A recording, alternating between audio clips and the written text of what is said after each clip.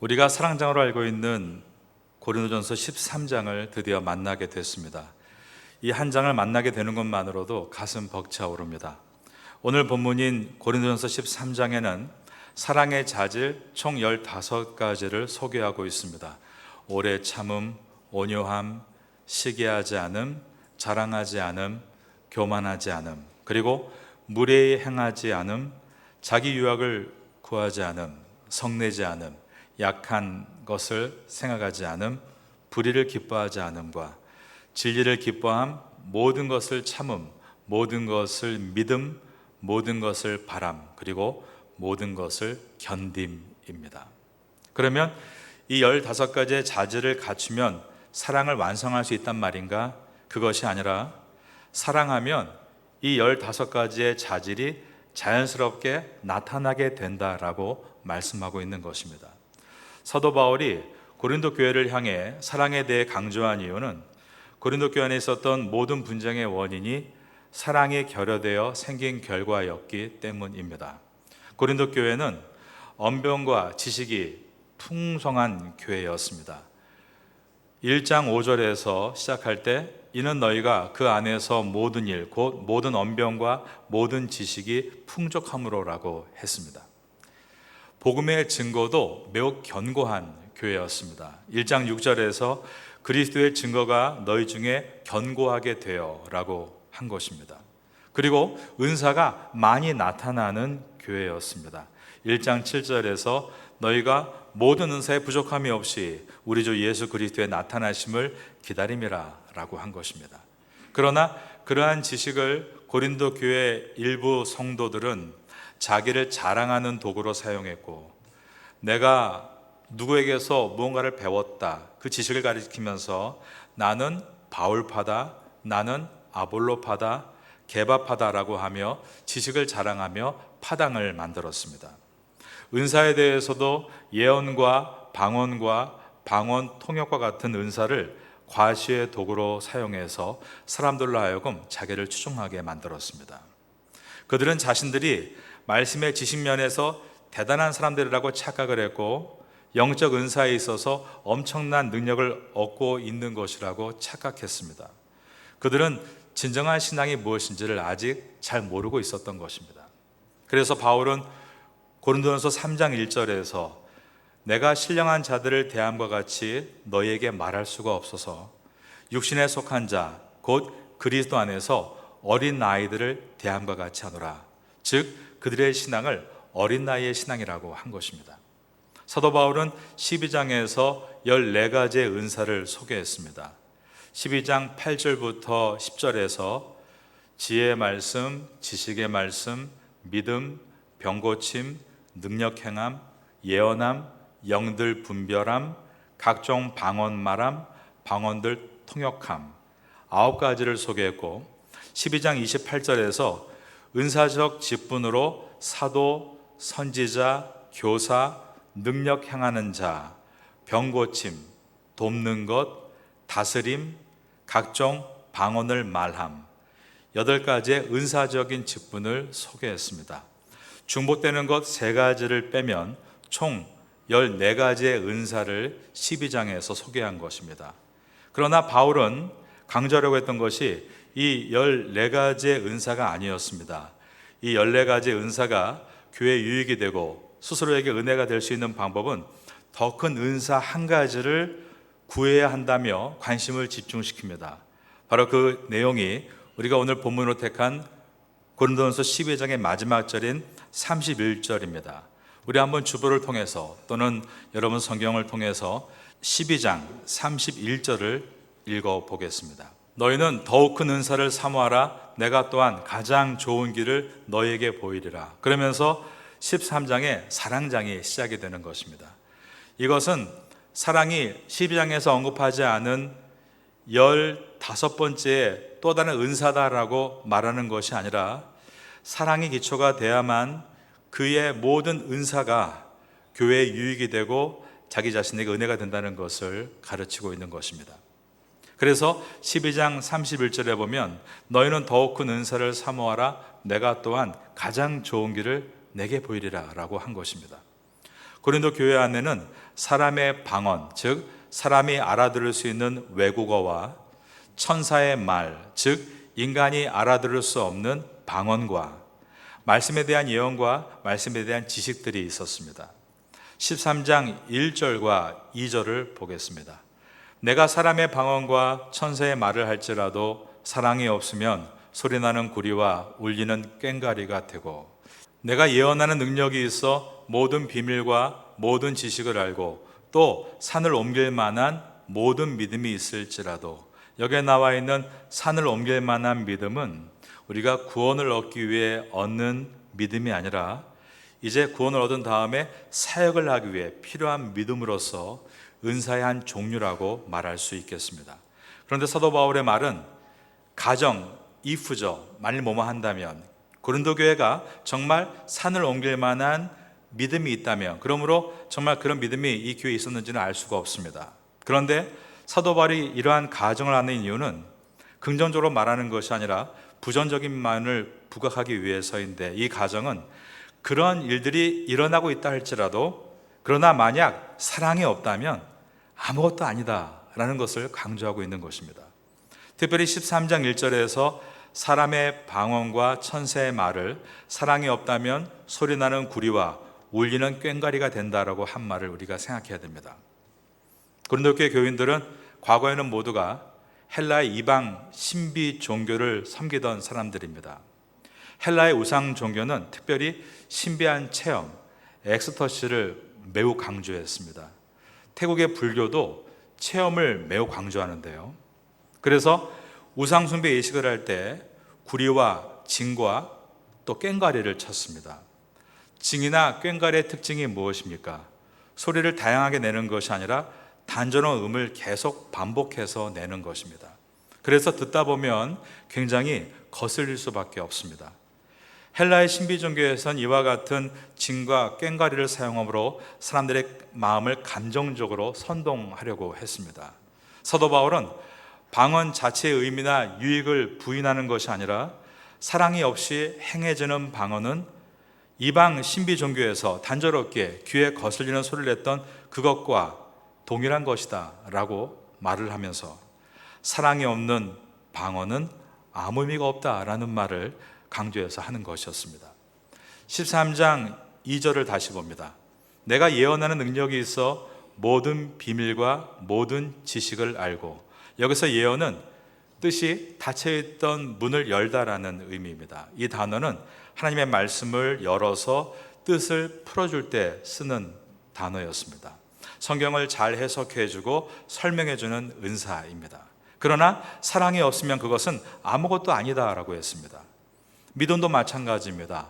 선교하면서 크게 땅을 사고 크게 건물을 짓고 크게 행사를 하면 사람들은 겉모습만 보고 저 교회는 믿음이 큰 교회다라고 말할 수 있습니다. 그러나 사랑이 없다면 그것은 아무것도 아니다라고 한 것입니다. 구제와 헌신도 마찬가지입니다. 내 재산을 다 팔았습니다. 그래서 나의 생명을 희생하면서까지 헌신했다 할지라도 그 근동이 사랑이 아니라면 아무 유익이 없다라고 했습니다. 3절의 말씀입니다. 내가 내게 있는 모든 것으로 구제하고 또 내 몸을 불살에게 내줄지라도 사랑이 없으면 내게 아무 유익이 없느니라. 이처럼 사도 바울은 사랑의 모든 것이 기초를 갖고 있다. 이때 이 사랑을 얘기할 때 바울은 헬라어로 아가페라는 단어를 사용했습니다. 이 아가페는 요한복음에 보면 하나님이 세상을 이처럼 사랑하사 할 때 썼던 단어입니다. 아들을 십자가에 내어 주기까지 사랑하신 사랑, 앞에 있는 십자가가 그것을 말하고 있지 않습니까? 그때 썼던 그 희생의 사랑이 바로 아가페였습니다. 이 사랑을 우리가 깨달음으로 우린 성도가 되었고 구원의 확신을 얻게 되었습니다. 그리고 인생의 비전을 받게 되었으며 그것을 이루기 위해서 어떠한 역경이 온다 할지라도 우리는 오래 참을 수 있고 온유할 수 있고 시기하지 않을 수 있고 자랑하지 않을 수 있고 교만하지 않을 수 있고 무례 행하지 않을 수 있으며 자기 유익을 구하지 않을 수 있고 성내지 않을 수 있고 악한 것을 생각하지 않을 수 있고 불의를 기뻐하지 않을 수 있으며 진리를 기뻐하게 되고 모든 것을 참으며 모든 것을 믿으며 모든 것을 바라며 모든 것을 견딜 수 있게 되는 것입니다. 사랑의 소성 이 15가지가 오늘 본문 13장 4절에서 7절에 들어 있습니다. 매우 유명한 말씀입니다. 한 절씩 보겠습니다. 자, 먼저 13장 4절 다 같이 읽겠습니다. 사랑은 오래 참고 사랑은 온유하며 시기하지 아니하며 사랑은 자랑하지 아니하며 교만하지 아니하며 5절입니다. 무례히 행하지 아니하며 자기의 유익을 구하지 아니하며 성내지 아니하며 악한 것을 생각하지 아니하며. 자, 6절 말씀, 불의를 기뻐하지 아니하며 진리와 함께 기뻐하고. 7절 또 함께 읽겠습니다. 모든 것을 참으며 모든 것을 믿으며 모든 것을 바라며 모든 것을 견디느니라. 특별히 4절에 보면 사랑은 시기하지 않는다라고 되어 있습니다. 진정한 사랑은 시기하지 않는 것이다. 시기하지 않는다, 이 말의 뜻은 시샘하지 않는다는 말입니다.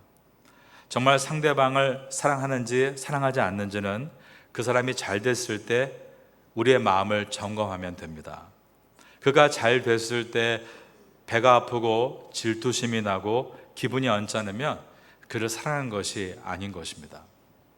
아들이 학교에서 100점을 맞아왔습니다. 그러면 어머니가 이 고향 것 감히 100점을 맞아오다니, 나는 학교 다닐 때 50점밖에 못 맞았는데, 그러면서 아들을 시기하는 어머니는 없습니다. 남편이 직장에서 차장에서 부장으로 승진해 왔습니다. 그 얘기를 하니까 갑자기 아내의 얼굴이 울그락불락해지면서 속으로 감히 승진을 하다니, 나도 열심히 분발해서 더 뛰어난 주부가 되겠다. 그렇게 남편을 시기하는 아내는 없습니다. 아이가 잘 되면 기쁘고 남편이 잘 되면 기쁘고 또 아내가 잘 되면 기쁜 것은 사랑하는 사이이기 때문입니다. 그래서 상대방이 잘 됐을 때 내 마음을 점검하면 내 사랑의 온도가 얼만큼인지를 확인할 수 있는 것입니다. 7절에 사랑은 모든 것을 바라는 것이다 라고 되어 있는데 헬라어 엘피스라는 단어입니다. 이 뜻은 상대방을 기대한다, 희망을 갖는다라는 뜻입니다. 어느 공간에 들어섰을 때 정말 어떤 사람이 나를 기대해주고 있고 희망을 갖고 있으면 굉장히 용기가 얻습니다. 마치 빛 한 줄기가 들어오듯 내 마음이 행복해지는 것입니다. 자녀가 집에 돌아올 때 부모가 자녀를 엘피스, 그렇게 기대하는 눈으로 맞아주면 자녀는 힘을 얻습니다.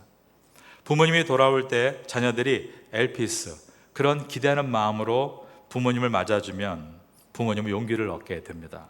그런데 집에 돌아왔을 때 그 어느 누구도 그의 눈빛에서 자신을 엘피스하는, 그러니까 기대하고 소망해주는 눈을 발견하지 못하면 아휴, 집에 괜히 왔네, 그런 마음을 갖게 됩니다.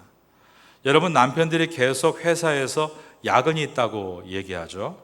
그런데 365일 매일 야근이 있다고 하면 한번 조사해야 됩니다.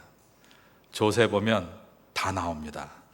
제가 조사라는 것은 회사를 조사라는 것이 아니라 여러분의 가족 안에 엘피스, 서로가 기대하는 마음이 있는가를 조사해야 한다는 뜻입니다.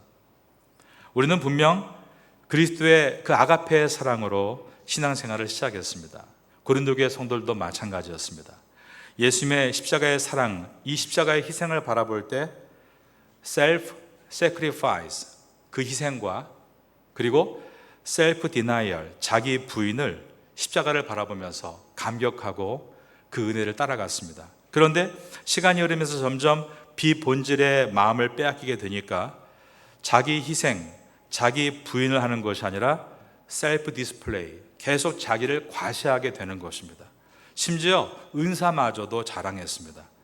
은혜로 받은 선물인 은사를 어떻게 자랑할 수 있을까요?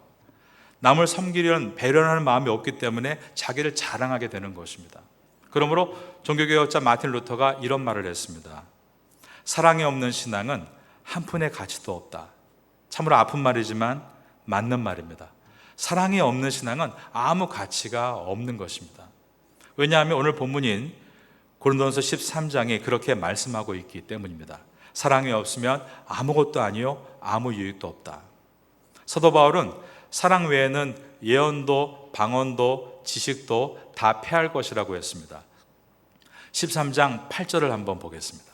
사랑은 언제까지나 떨어지지 아니하되 예언도 패하고 방언도 그치고 지식도 패하리라. 기도할 때 하는 방언의 은사, 성경을 해석해내는 예언의 은사, 지식의 은사, 그런 것이 사람 보기에 대단해 보일 수 있습니다. 하지만 이것은 하나님에 대해서 아주 조금만 이해하는 것밖에 되지 않는다라고 표현합니다. 13장 9절과 10절을 보겠습니다. 우리는 부분적으로 알고 부분적으로 예언하니 온전한 것이 올 때에는 부분적으로 하던 것이 패하리라. 이 땅에서 아무리 신비한 영적 체험을 하고 있다, 말씀을 풀어내는 능력이 대단하다, 심지어 예언을 해준다, 그런다 할지라도 그것은 매우 희미한 것이고 부분적인 것이라고 했습니다. 12절입니다. 우리가 지금은 거울로 보는 것 같이 희미하나 그때에는 얼굴과 얼굴을 대하여 볼 것이요 지금은 내가 부분적으로 아나 그때에는 주께서 나를 아신 것 같이 내가 온전히 알리라. 거울로 보는 것 같이 희미하다, 이 비유는 그 당시 거울이 지금처럼 선명한 유리 거울이 아니라 구리 거울이었기 때문입니다. 구리 거울은 형체만 대충 볼 뿐 선명하게 투영할 수가 없었습니다. 사도 바울은 지금과 앞으로 마지막 주님 오실 때를 대조하면서 지금은 우리가 은사를 동원해서 뭔가를 하는 것이 대단해 보이지만 그것은 희미한 것이고 부분적인 것이며, 그러나 주님께서 오실 그때, 주님을 뵐 때는 주님께서 나를 아시는 것 같이 나도 온전히 그분을 선명하게 알게 될 것이다 라고 했습니다.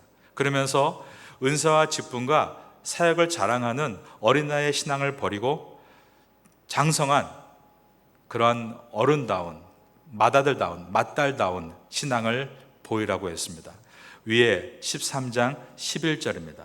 내가 어렸을 때에는 말하는 것이 어린아이와 같고 깨닫는 것이 어린아이와 같고 생각하는 것이 어린아이와 같다가 장성한 사람이 되어서는 어린아이의 일을 버렸노라. 그러므로 12장부터 시작된 이 바울의 가르침은 어린아이와 같이 은사를 자랑하려고 하지 말고 직분을 자랑하려고 하지 말고 사역을 자랑하려고 하지 말고 카리스마, 은사에 대해서는 겸손으로, 디아코니아, 직분에 대해서는 섬김으로, 에네르게마, 사역에 있어서는 에너지, 활력이 넘치는 바른 성도가 되어야 한다라고 가르칩니다.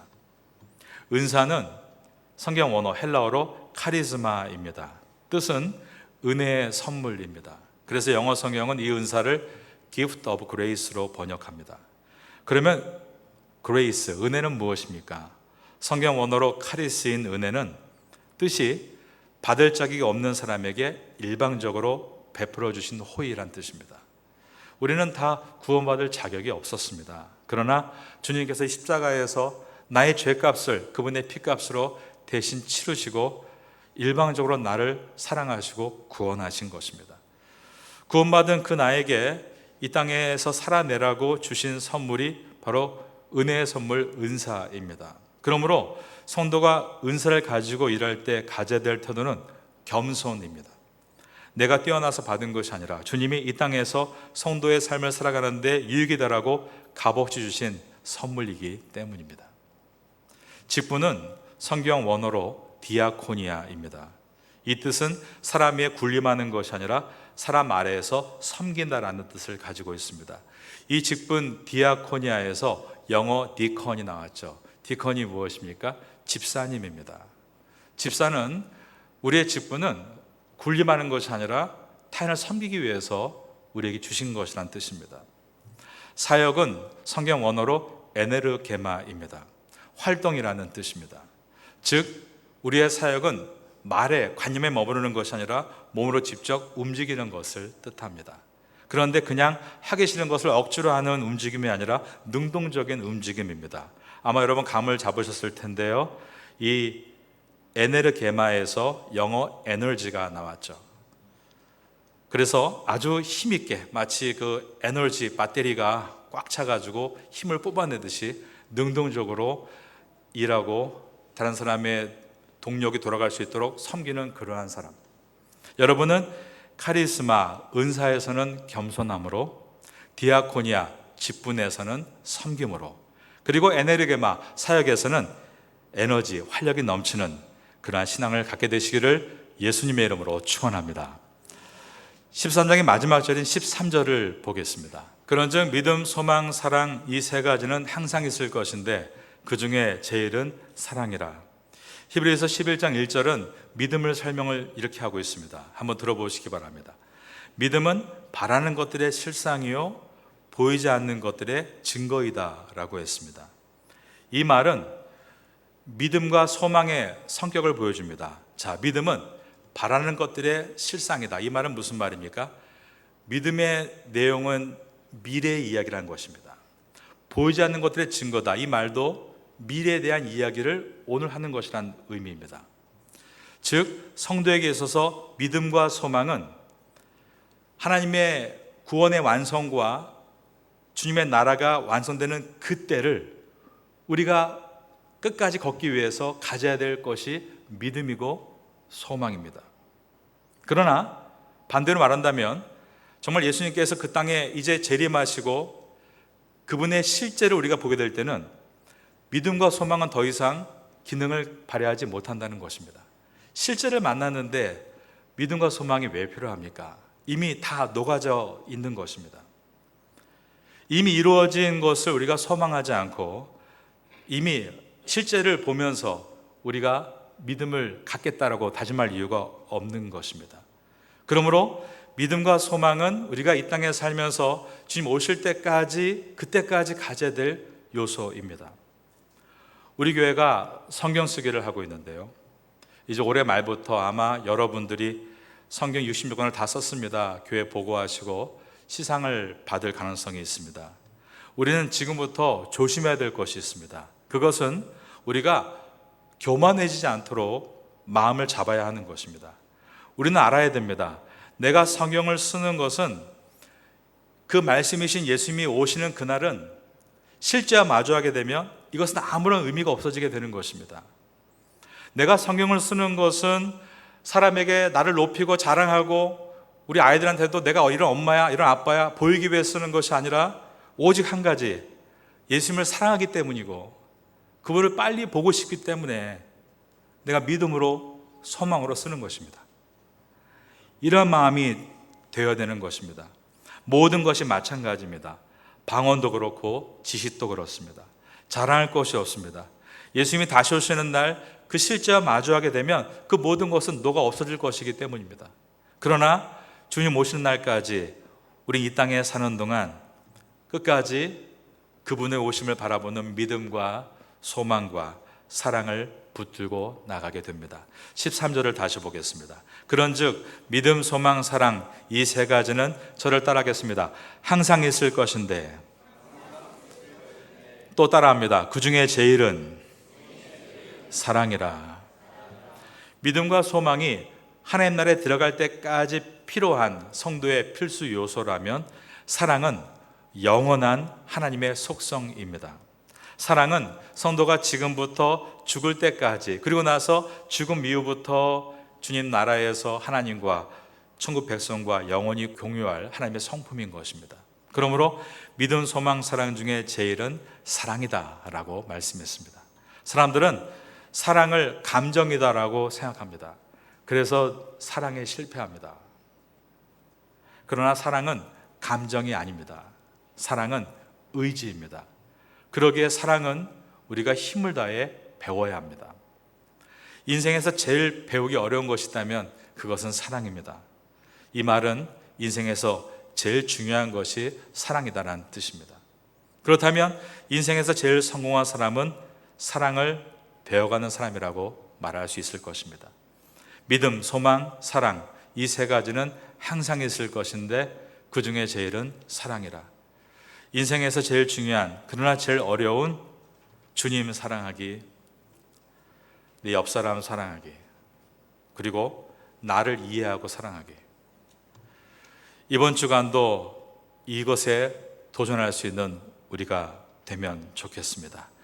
너무나 아름다운 위대한 장인 고린도전서 13장을 지나면서 이 사랑의 은혜를 꼭 우리 심령에 안착시킬 수 있기를 예수님의 이름으로 축원합니다.